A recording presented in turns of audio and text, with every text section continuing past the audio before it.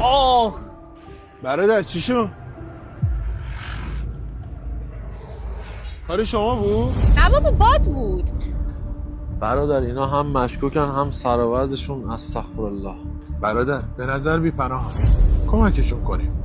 ماشین درست کن. چی بگم والا برادر، خدا ایشالله هدایتتون کنه. استغفرالله. اگه بدونید بابامون کیه اسم هدایت رو به دهنتون نمیارین. روسی رو خفه شو. این شماره کدوم کشوره؟ چقدر عجیبه. حلال زاده است بابا جونمه.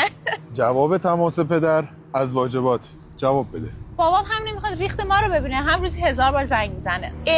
قطع شد. قصد دخالت ندارم ولی شما دو نفر یکم عجیبید. راستش من و خواهرم لوسیرا تازه اومدیم اینجا. جایی هم واسه موندن نداریم. هیچ کس هم نمیشناسیم. پدرمون هم خیلی از همون دوره نگرانه. شاید بتونیم واسه یکی دو روز کمکتون کنیم. ولی باید حواستون به رفتارتون باشه. آخ جون مرسی جوجو. جوجو چیه خواهرم؟ زشته. استغفرالله.